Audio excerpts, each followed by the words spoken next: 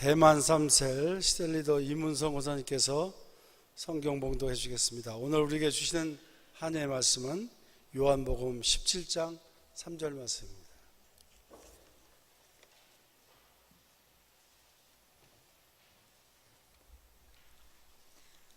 영생은 곧 유일하신 참 하나님과 그가 보내신 자 예수 그리스도를 아는 것이니이다. 아멘.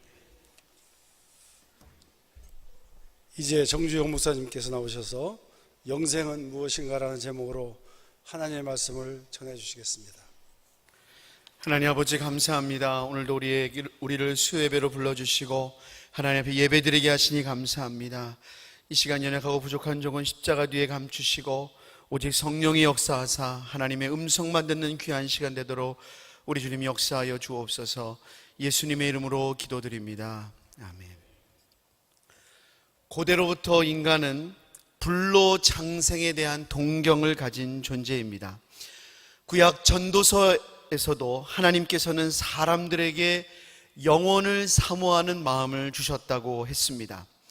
그러니까 인간의 마음속에는 어렴풋이나마 이 눈에 보이는 세상이 전부가 아니다라는 것을 알아챌 수 있는 본능적인 감각을 하나님이 주신 것입니다. 물론 이 세상 정욕에 찌들면 에베소서 4장에 나온 말씀대로 이것까지도 어두워져서 감각이 없는 자가 될 수도 있습니다. 그러나 하나님은 우리에게 그래도 영혼을 사모하는 마음을 한 조각 남겨두셨습니다. 그런데 이처럼 인간의 궁극적인 동경인 영생에 대해서는 그릇된 이해도 많습니다. 영생을 얻는다는 것을 말 그대로 죽지 않고 영원히 사는 불로초를 찾는 것으로, 과학의 불로초, 의학의 불로초를 찾는 것으로 여기는가 하면 영생을 무한정 끝도 없는 시간을 산다는 것으로 이해해서 그게 뭐가 좋아? 아유 지겨워. 이렇게 생각할 수도 있습니다.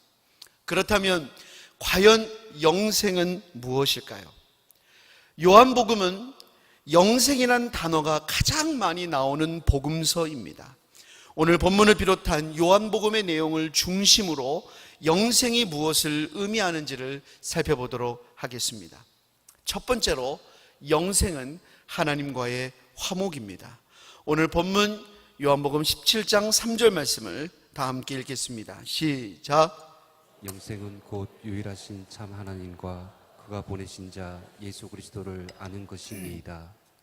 문자적인 의미로 영생이란 단순히 영원토록 산다는 것을 의미합니다.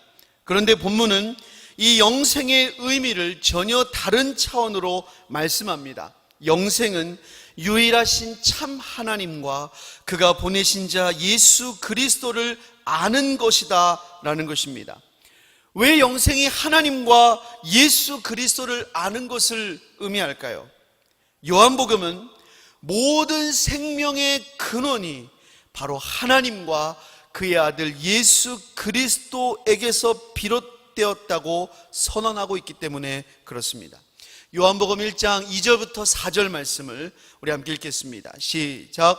그가 태초에 하나님과 함께 계셨고 만물이 그로 말미암아 지은 바 되었으니 지은 것이 하나도 그가 없이는 된 것이 없느니라. 그 안에 생명이 있었으니 이 생명은 만물이 하나님으로부터 비롯되었습니다. 또한 예수 그리스도로부터 말미암았습니다. 왜 그렇습니까? 왜 이 모든 것들이 다 하나님께로부터 비롯됐습니까? 아주 단순한 이유지만 근본적인 답은 바로 예수님 안에 생명이 있었기 때문입니다. 하나님의 아들 예수님 안에 생명의 본질, 영원한 생명이 있었습니다. 그래서 그 예수님으로부터 생명의 모든 것들을 약동하게 만든 것입니다. 그러므로 궁극적으로 영생은 하나님께 속한 것입니다. 여러분, 이것은 사람의 것이 아닙니다. 이런 영생은 사람이 얻을 수도 만들 수도 있는 것이 아닙니다. 왜냐하면 하나님만이 영원하시기 때문입니다. 인간의 본질은 흙입니다. 흙이 본질이라는 것은 유한하다는 것입니다. 유한한 인간은 절대로 영원할 수 없습니다. 그러므로 영원한 생명도 인간 스스로에게는 없습니다. 어딜 찾아봐도, 아무리 과학이 발전해도, 여러분 지금 아무리 과학이 발전해도 생명의 근원을 찾지 못합니다. 찾지 못해요. 여전히 찾지 못해요. 누가 찾으면 그 사람은 노벨상이 아니라 그 어떤 상을 줘도 마땅합니다. 그러나 생명의 근원은 찾지 못해요. 영원한 생명은 영원하신 하나님, 생명의 근원이신 예수 그리스도와 결합될 때 주어지는 줄을 믿습니다. 그래서 오늘 본문이 요한복음 17장 3절은 오직 영생은 곧 유일하신 참 하나님과 그의 보내신 자 예수 그리스도를 아는 것이라고 말씀합니다. 우리가 익히 알듯이 이 알다라는 것은 그냥 아는 게 아니라 체험하여 아는 것이고 깊은 관계를 통하여 아는 것입니다. 이것은 곧 하나님과 화목하게 된 것을 의미합니다. 하나님과 화평의 관계가 이루어졌습니다. 하나님과 결합되었습니다. 하나님과 접속되었습니다. 쉽게 말하면 무한되신 하나님이 우리 인간 가운데 곱해진 것입니다. 나는 1밖에 안 되는데, 나는 2밖에 안 되는데 곱하기 무한대가 이루어진 것입니다. 그러므로 그 사람에게는 결론적으로 곱하기 무한대 영생을 얻는 것입니다. 이것은 자연스럽게 요한복음 3장 36절의 맥락으로 연결이 됩니다. 우리 요한복음 3장 36절 말씀 읽어보겠습니다. 시작. 아들을 믿는 자에게는 영생이 있고 아들에게 순종하지 아니한 자는 영생을 보지 못하고 도리어 하나님의 진노가 그 위에 머물러 있느니라. 하나님의 아들을 믿는 자에게는 영생이 있고 하나님의 아들에게 순종하지 않는 자는 영생을 보지 못하고 도리어 하나님의 진노가 그 위에 머물러 있습니다. 왜 그렇습니까? 여러분 이미 말씀드린 대로 영생은 유일하신 참 하나님과 예수 그리스도에게 있기 때문입니다. 그러므로 하나님과 화목하지 않으면 영생이 없습니다. 그런데 그 하나님과 화목하려면 하나님이 보내신 그 아들 예수 그리스도를 믿어야 됩니다. 결론적으로 그 아들 예수님을 믿는 자만이 하나님과 관계가 화목이 되고 하나님과 관계가 화목되기 때문에 영생을 주십니다. 할렐루야. 그냥 영생이 아니라 영원한 생명 우리에게 주십니다. 그리고 이 아들을 믿지 않는 자에게는 영생을 얻지 못하는 정도가 아니라 하나님의 진노가 그 위에 머물러 있습니다. 사랑하는 여러분, 하나님 예수 그리스도를 믿지 않는 자에게는 하나님의 진노가 불타오른다고 성경은 말씀합니다. 거룩하신 하나님은 인간의 죄에 대해서 불꽃 같은 눈으로 그 무서운 진노를 향하고 계십니다. 하나님의 진노가 눈에 보이지 않지요. 정말로 하나님이 우리에게 진노하시는 걸까? 하나님의 진노가 정말 있는 걸까? 그 로마서 2장은 뭐라고 말합니까? 네 고집과 회개하지 않는 마음 때문에 하나님의 진노가 내게 쌓이고 있다고 말씀합니다.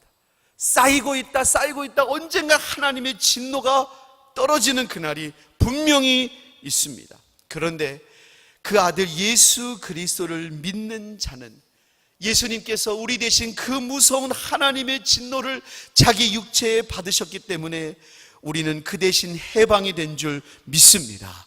불화했던 하나님과의 관계가 이제 예수 그리스도로 말미암아 화목하게 되었습니다. 하나님과 사랑의 관계로 회복이 되었습니다. 하나님과 화목하게 되었기 때문에 우리에게 영생이 주어지는 것입니다.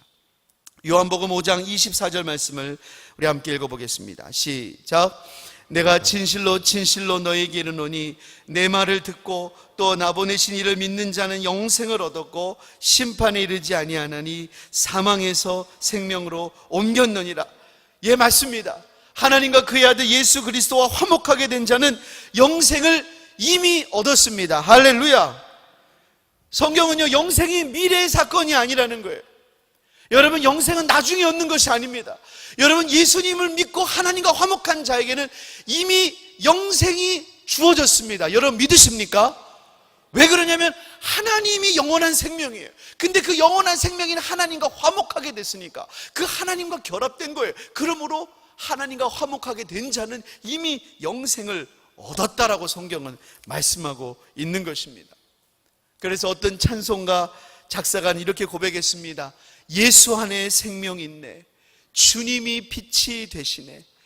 주님 앞에 오시오. 어서 빨리 오시오. 주 안에 생명이 있네.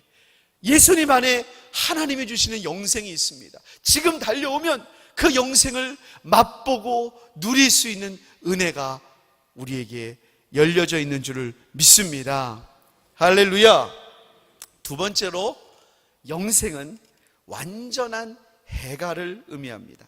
요한복음 4장 14절을 읽어보겠습니다. 요한복음 4장 14절 시작. 내가 주는 물을 마시는 자는 영원히 목마르지 아니하리니 내가 주는 물은 그 속에서 영생하도록 솟아나는 샘물이 되리라. 예수님은 내가 주는 물을 마시는 자는 영원히 목마르지 아니하리니 내가 주는 물은 그 속에서 영생하도록 솟아나는 샘물이 되리라고 하셨습니다. 무슨 말입니까? 영생은 완전한 해갈입니다. 완전한 해갈이에요. 여러분, 어떻게 이런 일이 벌어지냐? 사실 이것은요, 영생에 대한 첫 번째 진리에서 자연스럽게 도출된 결과입니다. 우리가 유일하신 하나님과 그의 아들 예수 그리스도와 화목하게 되면 어떤 일이 벌어지냐? 그 하나님으로부터 영원한 생명의 능력을 공급받게 됩니다. 할렐루야. 이제 하나님으로부터 내가 하나님과 막혔던 그 관이 뚫려버렸어요. 이제 하나님으로부터 그 관이 열렸단 말이에요. 그래서 하나님부터 주시는 생명의 능력이 우리에게 공급이 되는 거예요. 그러니까 자연스럽게 어떤 일이 벌어지냐? 진짜 만족을 경험하는 거예요. 세상이 줄 수 없고 누릴 수 없는 하나님께로부터 오는 만족이 예수 믿는 자 안에 경험되는 것입니다. 여러분, 경험이 돼야 됩니다. 할렐루야. 이 경험이 돼야 되는 거예요. 예수 믿는 자나 영생 얻는 자는 정말 세상 그 누구도 얻을 수 없는 그 만족을 누리는 거예요. 여러분, 이것은요, 영생에 대한 우리의 오해를 단번에 불식시킵니다. 영생은요, 기쁨이 없이 지겹도록 오래 사는 것을 의미하지 않습니다. 그냥 계속 오래만 사는 거 얼마나 지루합니까? 여러분, 기쁨이 아니라 고역일 것입니다. 근데 여러분, 하나님께로부터 나오는 참 생명은 완전히 질이 다릅니다. 세상이 줄 수 없는 하나님께로부터 오는 완전한 해갈, 참 만족입니다. 그 예수님은 내가 주는 물을 먹는 자는 영원히 목마르지 않는다고 했어요. 근데 여러분, 세상이 주는 건 어떠냐? 아무리 먹어도 이 속 안에 밑 빠진 독이 있어요. 이것 갖다 붓고 저것 갖다 부어도 채워지는 것 같지만 다 빠져있고, 채워지는 것 같지만 다 빠져 있어요.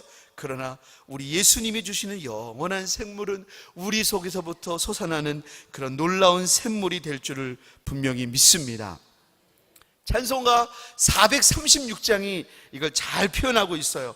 여러분, 우리가 아주 잘하는 찬양인데 우리 한번 이 찬양을 함께 불러보면서 우리가 정말 이런 영생을 얻었나 다시 한번 그 영생 주신 기쁨을 고백하는 시간 됐으면 좋겠습니다. 우리 찬송 한번 부르고 1절과 3절 부르고 다시 말씀 전하겠습니다. 우리 박수하면서 하나님께 기쁨으로 찬양하겠습니다. 나 이제 주님의 새 생명 얻은 몸, 옛 것은 지나고 새 사람이로다. 그 생명 내 안에 강같이 흐르고 그 사랑 내게서 해같이 빛난다. 영생을 누리며 주 안에 살리라. 오늘도 내일도 주 함께 산천도 초목도 새 것이 되었고 죄인도 원수도 친구로 변한다. 새 생명 얻은 자 영생을 누리니 주님을 모신 마음 새 하늘이로다. 영생을 누리며 주 안에 살리라. 오늘도 내일도 주 함께 살리라. 할렐루야. 예수 믿는 사람 안에는 이 기쁨이 넘쳐나야 되는 거예요. 여러분, 우리의 얼굴이 전도지가 되어야 될 줄을 믿습니다. 기쁨이 넘쳐나야 돼요. 근데 여러분, 이처럼 주 안에서 만족을 누리는 이 완전한 해갈은요, 성령 안에서 우리가 구체적으로 누리는 것입니다. 우리 한번 요한복음 7장 37절부터 39절 한번 읽어보겠습니다. 시작. 서서 외쳐 이르시되 누구든지 목마르거든 내게로 와서 마시라. 나를 믿는 자는 성경의 이름과 같이 그 배에서 생수의 강이 흘러나오리라 하시니 이는 그를 믿는 자들이 받을 성령을 가르쳐 말씀하신 것이라. 예수께서 아직 영광을 받지 아니하셨으므로 성령이 아직 그들에게 계시지 아니하시더라. 여러분이 아마도 대부분 이 영생을 받으셨을 것입니다. 이 영생을 소유하고 있을 것입니다. 그럼에도 불구하고 왜 이 영생의 기쁨이 나를 온전히 지배하지 못할까요? 왜 우리를 온전히 지배하지 못할까요? 그건 여러분, 우리가 성령 충만하지 않기 때문에 그렇습니다. 여러분, 성령 충만은 어디 주유소 가서 만땅 채워주세요 해서 성령으로 만땅 채우고 이런 개념이 아닙니다. 성령이 충만하다는 것은 성령이 우리 안에서 100% 자유하다는 것입니다. 성령 충만한 사람은 미워할 수 없습니다. 성령 충만한 사람은 미워하는 관계를 그냥 두고 살 수 없습니다. 성령 충만한 사람은 용서하지 않은 채로 그대로 살 수가 없습니다. 그러니까 기쁨이 없는 거예요. 성령 충만한 사람은 내 안에 염려를 그대로 두고 살 수가 없습니다.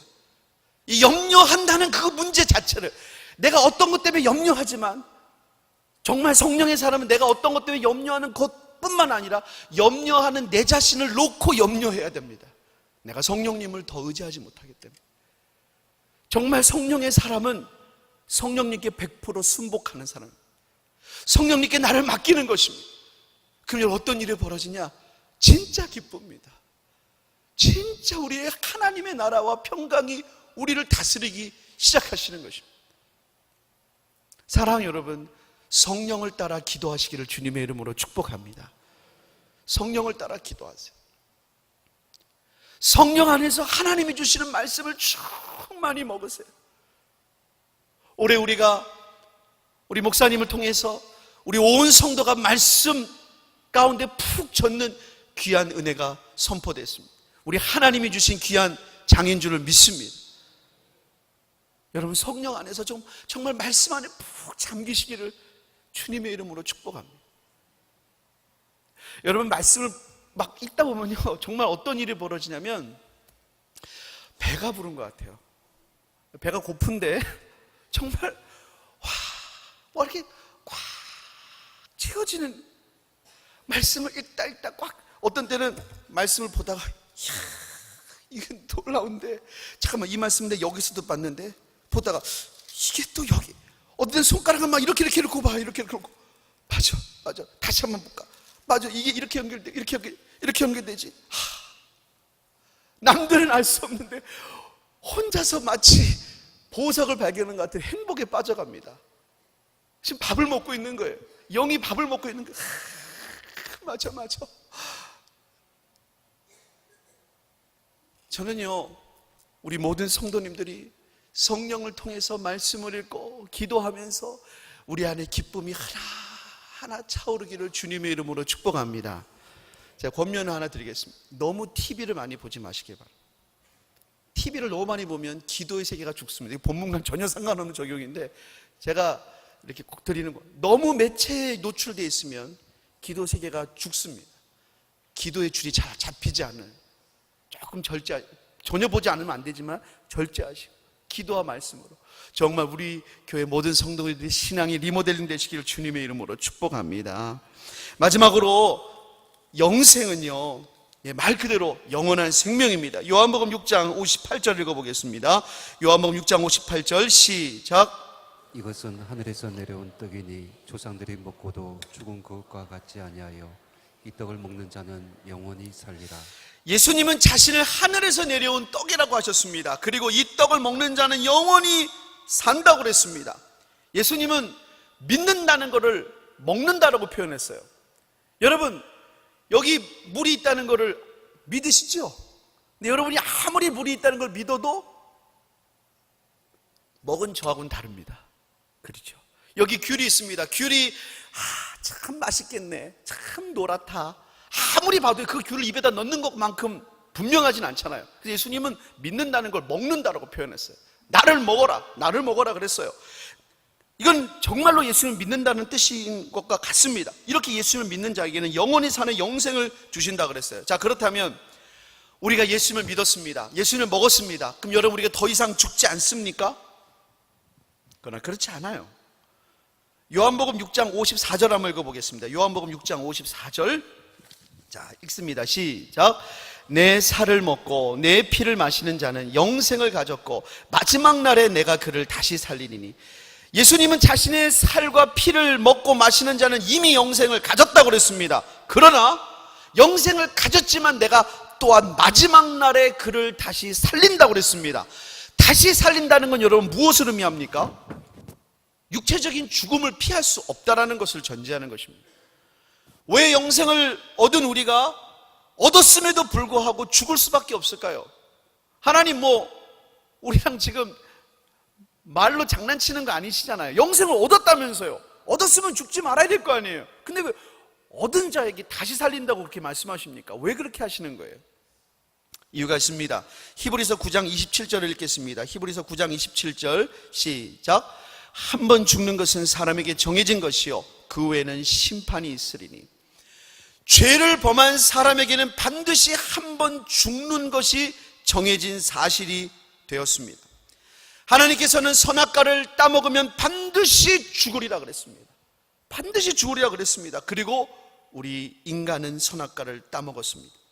우리에게 주신 영생의 약속이 하나님의 말씀일진데 죄를 범한 자가 반드시 죽는다는 것도 하나님의 말씀입니다. 모든 하나님의 말씀은 1.1핵도 떨어지지 않는 영원한 말씀입니다. 그러므로 이 말씀도 이루어져야 되고 이 말씀도 이루어져야 되는 거예요. 그러므로 죄 가운데 태어난 모든 사람은 육체적인 죽음을 피할 수가 없습니다. 하나님이 그렇게 정하셨기 때문에 그렇습니다. 그렇다면 영생을 얻은 우리가 요한복음 5장 24절에 따르면 사망에서 생명으로 옮겼다고 그랬는데, 사망에서 생명으로 옮겼다고 그랬는데, 그렇다면 그렇게 영생의 약속을 받은 우리가 사망에서 생명으로 옮겼다는 이 말씀은 어떻게 우리가 이해할 수가 있을까요? 말씀드리는데 이 말씀도 분명히 하나님 말씀이지 않습니까? 자, 우린 이것을 요한계시록 20장 11절부터 15절을 통해서 해결할 수 있습니다. 우리 한번 다 같이 읽어보겠습니다. 시작. 또 내가 크고 흰 보좌와 그 위에 앉으신 이를 보니 땅과 하늘이 그 앞에서 피하여 간데 없더라. 또 내가 보니 죽은 자들이 큰 자나 작은 자나 그 보좌 앞에 서 있는데 책들이 펴 있고 또 다른 책이 펴졌으니 곧 생명책이라. 죽은 자들이 자기 행위를 따라 책들에 기록된 대로 심판을 받으니 바다가 그 가운데서 죽은 자들을 내주고 또 사망과 음부도 그 가운데서 죽은 자들을 내주매 자기의 행위대로 심판을 받고 사망과 음부도 불못에 던져지니 이것은 둘째 사망 곧 불못이라. 누구든지 생명책에 기록되지 못한 자는 불못에 던져지더라. 이 장면은 사도 요한이 본 최후의 심판 장면입니다.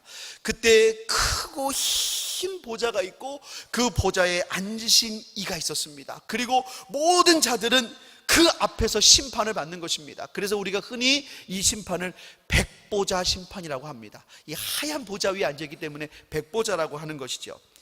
여러분, 말씀드린 대로 이것은 하나님의 최종적인 심판입니다. 요한계시록 보면 하나님께서 여러 가지 진노를 이 땅에 일으키십니다. 7 인으로, 7 나팔로, 7 대접으로 여러 가지로 하나님의 진노가 임해요. 그러나 이 마지막 심판은 더 이상의 어떤 것도 없는 마지막 단계입니다. 그래서 이 심판이 이루어질 때는 땅과 하늘이 그 앞에서 피하여 간 데가 없다고 그랬어요. 그전에는 그런 적은 없었잖아요. 바다의 3분의 1, 4분의 1. 근데 이번에는 땅과 바다가 땅과 하늘이 피하여 간 데가 없어요. 그리고 죽은 자들을 다 살려내 놓고 그 보좌 앞에서 심판을 받습니다. 바다가 죽은 자들을 내놓습니다. 바다에 빠진 자들 다 내놓습니다. 사망과 음부에 빠진 자들 다 내놓습니다. 화장한 사람도 어떡합니까? 화장한 사람도 다 살아납니다. 다 심판받기 위해 살아납니다. 그리고 그 보좌 앞에 서 있는 거예요. 이 죽은 자들이 심판받는 근거는 보좌 앞에 펼쳐져 있는 책들이었습니다. 거기 두 종류의 책이 있어요. 하나는 복수입니다. 책들이 있고 또 하나는 단수로 생명책이 있어요. 이 책들에 사람들의 행위가 낱낱이 기록되어 있어요. 이 기록은요, 우리가 CCTV로 찍어서 녹화 돌리는 거 이 정도 수준이 아니에요. 그 하나님의 책에는 사람의 모든 행위가 비롯되어 있는데, 예를 들면 사람이 어떤 행위를 했을 때 남들이 보기엔 이 행위만 보잖아요. 이 행위를 하게 된 동기, 선한 일을 해서도 자기 의를 위해서 했다면 그 동기, 그 마음속에 있는 깊은 동기까지도 하나님이 다 밝혀서 그 책에 펼쳐놓고 심판받게 하십니다. 누구도 이 심판을 견딜 수가 없어요. 다 폭로하는 책이에요. 이때 심판받은 자들은 불못에 던져집니다. 그리고 사망과 음부도 불못에 던져져요. 성경은 이 불못을 가리켜 뭐라고 말씀하느냐? 아까 말씀 요한계시록 20장 14절에 보니까 이 불못에 던져지는 게 바로 둘째 사망이다 라고 말씀합니다. 이 둘째 사망에 누가 가느냐? 어린 양의 생명책에 기록되지 못한 사람, 즉 하나님과 화목하여 영생을 소유하지 못한 사람, 예수 그리스도를 믿음으로 하나님과 화목하여 영생을 소유하지 못한 사람들은 생명책에 이름이 없어요. 이 영생을 소유한 사람들은 거기에 다 이름이 적혀 있거든요. 아무개. 근데 거기 없는 사람은 불못에 던져지는 거예요. 이 둘째 사망, 예수님께서 사망에서 생명으로 옮겼다고 하는 것은 이 둘째 사망이 없다 이거예요. 죄 가운데 태어난 우리가 다 죽을 수밖에 없지만 예수를 믿고 영생을 소유한 자는 이 둘째 사망에 처하지 않는다는 거예요. 사랑하는 여러분, 이 둘째 사망으로부터 해방받았다는 게 얼마나 진정한 해방이고 얼마나 놀라운 일인지 우리가 깊이 인식할 필요가 있습니다. 예수님 말씀 한번 들어보세요. 누가복음 12장 4절부터 5절의 말씀입니다. 함께 읽겠습니다. 시작. 내가 내 친구 너에게 말하노니 몸을 죽이고 그 후에는 능히 더 못하는 자들을 두려워하지 말라. 마땅히 두려워할 자를 내가 너에게 보이리니 곧 죽인 후에 또한 지옥에 던져 넣을 권세 있는 그를 두려워하라. 내가 참으로 너에게 이르노니 그를 두려워하라. 예수님은 복음 때문에 죽음의 위기 앞에 서 있는 제자들에게 너희를 죽이는 자를 두려워하지 말라고 하셨습니다. 왜 두려워하지 말아야 되느냐? 사람은 육신을 죽이는 것까지가 그들이 할 수 있는 전부라는 것입니다.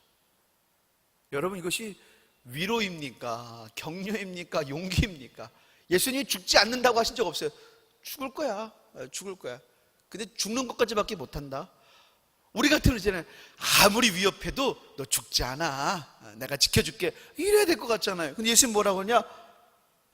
그게 전부야. 육신 죽이는 거. 그 후에는 능히도 못한다. 하지만 하나님은 죽인 후에 지옥에 던져넣는 분이다. 그 하나님을 두려워하고 그 하나님을 두려워하기 때문에 복음에 대한 증언을 절대로 꺾지 말라고 말씀했어요. 예수님은 우리의 모든 진짜 운명을 보시는 분이잖아요. 한 사람을 놓고 아무리 그가 소유가 많아도 어리석은 자요, 하나님이 너를 부르시면 이라고 말했고, 너무나 가난한 자지만 너희 가난한 자에 너에게 복이 있도다. 왜 예수님의 평가가 다르냐? 예수님은 이 땅의 전부가 아니에요. 사람을 전체를 놓고 보시는 거예요. 영원한 삶을 놓고 보시는 거예요. 그 예수님 뭐라고 그러냐? 둘째 사망에 처하지 않는 게 진짜 복이다. 둘째 사망에 처하지 않을 수 있다면 너희들은 하나님 붙들고 믿음으로 살라는 것입니다. 사랑하는 여러분, 우린 이미 예수 그리스도로 말미암아 하나님과 화목하여 영생의 능력을 맛보고 있습니다. 더욱더 누리시기를 주님의 이름으로 축복합니다. 더욱더 성령님께 순복하기를 주님의 이름으로 축복합니다. 또한 우리 주님이 오실 그날, 우리 주님과 같은 영광스러운 몸으로 하나님 나라의 잔치에 참여하게 될 소망을 받았습니다. 여러분, 이게 얼마나 기쁜 일입니까? 여러분, 이 약속을 믿음으로 바라보시는 은혜가 있기를 주님의 이름으로 축복합니다. 제가 아들들에게 잘 교육할 시간이 없어서 저희 아내가 주로 하는데, 제가 몇 가지 강조하는 게 있어요. 그 중에 하나가 뭐냐면, 아버지는 약속을 지킨다. 이걸 제가 몸으로 훈련시키죠. 아버지는 약속을 지킨다. 그래서 때때로 제가 막 쫄라서 그냥 엉겁결에 해줄게 라고 한 것도 해주려고 노력을 많이 했어요. 근래에도 저는 별로 원하지를 않았는데 기존에 있는 자전거를 조금만 고치면 되는데, 하여튼간 뭐 이번 주 안에 뭐가 안 되면은 자전거를 사준다고 제가 엉겁결에 약속을 했어요. 엉겁결에. 그런데 제가 너무 바쁘고 정신이 없는 통이라 그 주까지 그거를 손보지 못한 거예요. 근데 손보지 못할 동안 저희 아내도 저희 아들도 알면서 말하질 않더라고요. 그걸 말해줘야 되잖아요. 아버지 왜 그걸 손봐주지 않습니까? 말을 안 하더라고요. 그리고 그 기한이 넘은 다음에 아버지 기한이 넘었다는 거예요. 이게 무슨 황당하고. 그래서 제가 갔어요.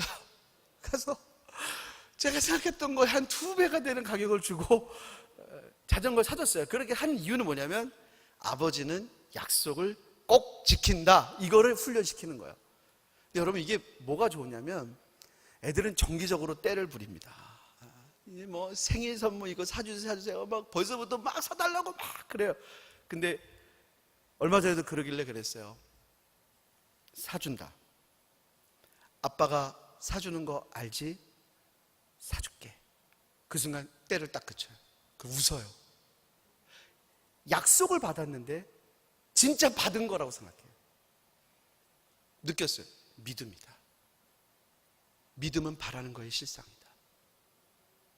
믿는 자는 지금 그 하나님 나라를 기뻐합니다. 믿지 못하기 때문에 여러분 기쁨이 없는 거예요. 믿지 못하기 때문에 계속 염려가 있고 두려워하는 거예요. 정말로 하나님의 나라가 우리에게 있습니다. 할렐루야. 하나님이 우리에게 놀라운 것들을 예비하셨습니다.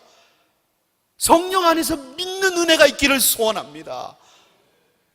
믿으면요, 새로운 눈이 열려요. 새로운 해결책이 열려요. 그 전에 보지 못했던 방법이 열린다니까요. 하나님의 방법입니다. 하나님의 길입니다. 그 은혜가 있기를 주님의 이름으로 축복합니다. 기도하겠습니다. 우리 같이 말씀 붙잡고 기도하겠습니다. 하나님, 그렇습니다. 우리에게 주신 영생 더욱더 우리 안에 충만하게 하시고, 더욱더 누리게 하시고, 성령 안에 거하게 하시고, 하나님 그 영생의 소망을 붙들고 믿음으로 살게 하여 주옵소서. 우리 같이 주님의 이름 한번 부르고 합심으로 기도합니다. 주여, 하나님 아버지 하나님 감사합니다. 오늘 우리를 이 수요일 저녁에 하나님 앞에 불러주시고 하나님 앞에 나와 기도하며 주의 은혜를 간구하게 하시니 감사합니다. 주님, 예수 안에 생명인데 하나님 우리에게 주신 이 영생을 누리게 하여 주옵소서.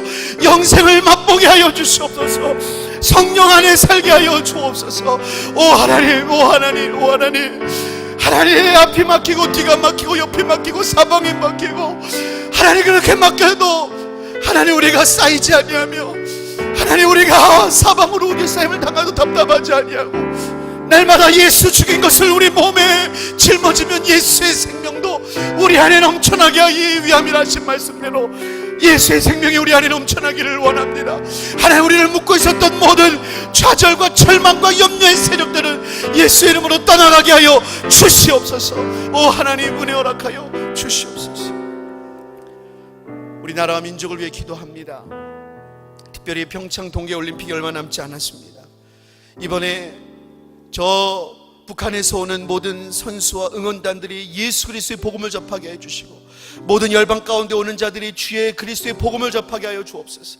우리나라를 주님의 은혜 가운데 안정되게 하여 주시옵시고 하나님의 능력으로 붙잡아 주옵소서. 우리 교회 하나님께서 귀한 리모델링 허락하여 주시고 비전 만천백의 비전으로 더욱더 다가가게 하시니 감사합니다. 더 큰 부흥을 허락하여 주시옵소서.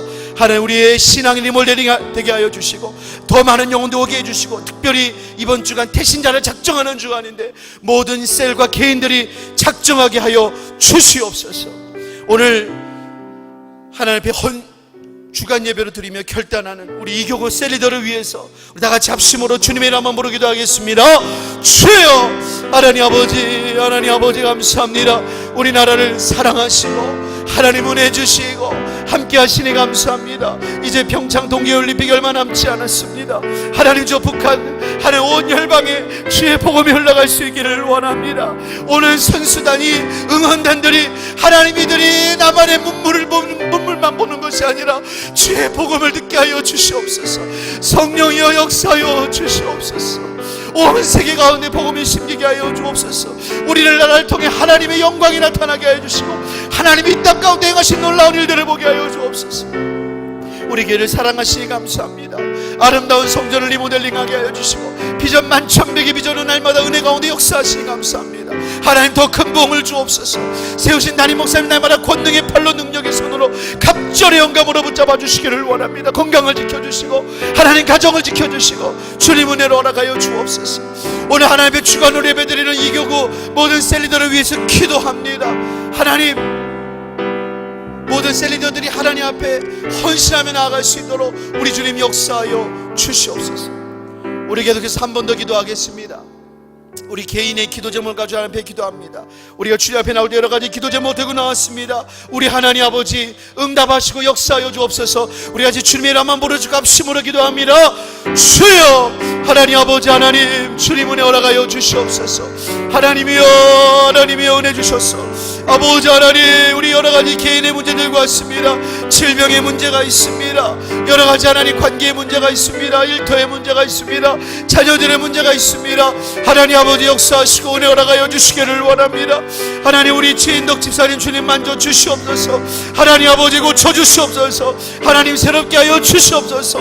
하나님 능력의 발로 만지시고 우리 모든 환우들 하나님 은혜 가운데 깨끗이 씻음받도록 우리 주님 역사하여 주시옵소서. 우리의 문제를 놓고 하나님 앞에 간구하오니 우리 하나님 역사하시고 하나님 영광 거두어 받아 주옵소서. 예수님의 이름으로 기도드립니다.